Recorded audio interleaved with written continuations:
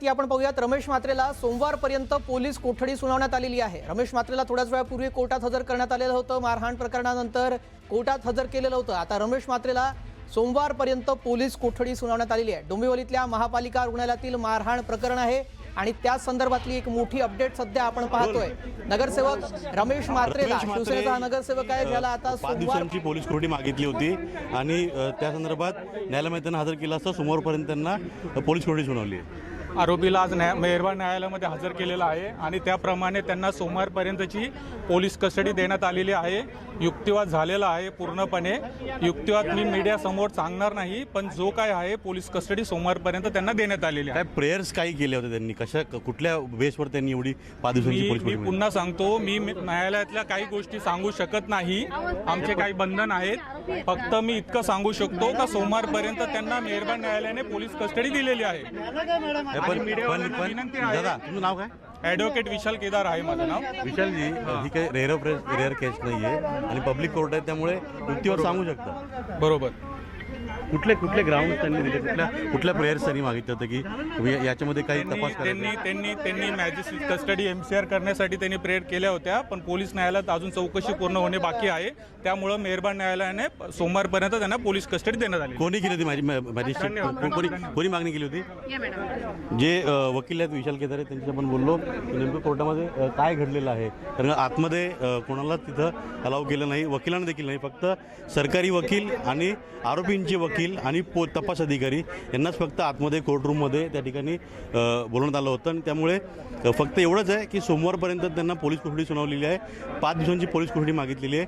या प्रकरणामध्ये जे संभाषण झालेलं आहे, विशेष करून डॉक्टरांना मारहाण करणं आणि याचबरोबरीनं महिलेला मारहाण करणं, या 2 मुद्द्यांवरती आधारित ही आजची सुनावणी झाली आहे। जी माहिती मिळते त्यानुसार पोलिसांनी या प्रकरणामध्ये न्यायालयीन कोठडीची मागणी केली होती।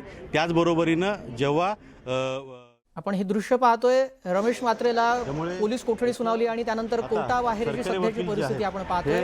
इथं बाहेर येण्याची शक्यता आहे, त्यामुळे आतमध्ये नेमके काय ग्राउंड झाले, कशा रीतीनं ही सगळी घटना घडली आहे, कोणाला सरकारी वकील आत्ता इथे येतील आणि त्यांच्याशी आपण पूर्णपणे चर्चा करू की कशा रीतीनं ते ग्राउंड्स आहेत ते ग्राउंड्स क्लिअर केले गेले आणि त्या ग्राउंड्सच्या पार्श्वभूमीवरती म्हणजे कुठल्या गोष्टींवरती 7 दिवसांची पोलीस कोठडी जी आहे ती मागितली जावी, या सगळ्या गोष्टी ज्या आहेत त्या पोलिसांनी आतमध्ये स्पष्ट केल्या आणि त्याच पार्श्वभूमीवरती या सोमवारपर्यंत जी आहे ती रमेश म्हात्रे यांना पोलीस कोठडी दिलेली आहे।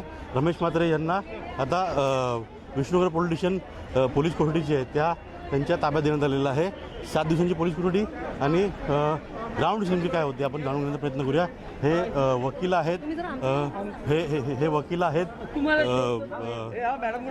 रमेश म्हात्रे यांचे, जे चर्चा करता इथं, आणि त्यांच्याकडून नेमकं आपण जाणून घेऊया की इथं जे घडलेलं आहे की नेमकं कशा रीतीने इथं सर ग्राउंड काय केले होते आपण?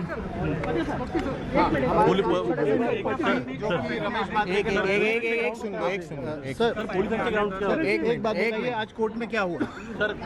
ये बताइए सर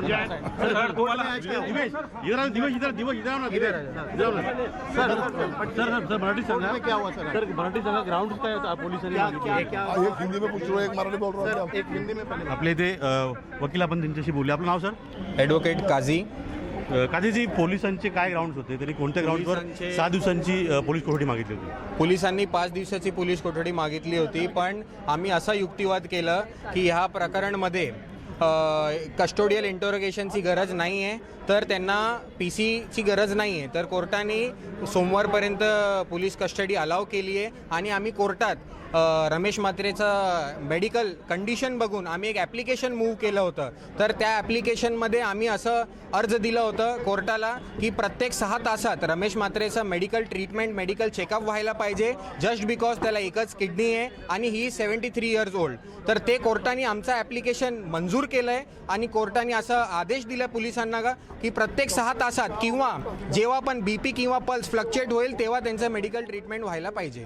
तर हे आमचे सिनियर पत्की साहेब आणि आम्ही पूर्ण असा युक्तिवाद केला आणि त्यात कोर्टाने मंजूर केलं। पण पोलिसांनी काय मागणी केली? आपण म्हणताय की त्यामध्ये काही तपासा करता राहिलेलं नाही आहे, हत्यार वापरलेले नाहीत किंवा एकट रचून गुन्हा केलेला नाही आहे, मग पोलिसांनी कुठल्या बेसवरती 5 दिवसांची कोठडी मागितली? पोलिसांचं असं म्हणणं होतं की ह्यांनी संगमतन करून हे गुन्हा केला आहे.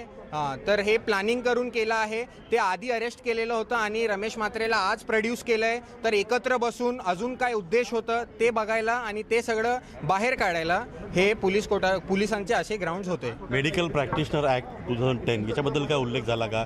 त्याच पद्धतीनं महिला डॉक्टर होत्या, त्यांना मारहाण केली, हे पोलिसांनी म्हटलं का? असं काय उल्लेख झाला नाही आहे, कारण की ॲट दिस स्टेज आता आपण रिमांडच्या वेळी आहो, आपण बेल नाही आर्ग्यू करतोय. तर तुमच्याकडून नाही, पोलिसांकडून या केसवरती ग्राउंडवरती PC मागितली का? काय नाही पोलिसांचं असंच सहज सिंपल ग्राउंड होतं की त्यांना सगळ्यांना एकत्र होऊन चौकशी करायची आहे आणि तपास करायचा. काय झालं, काय युक्तिवाद केला, काय सांगा?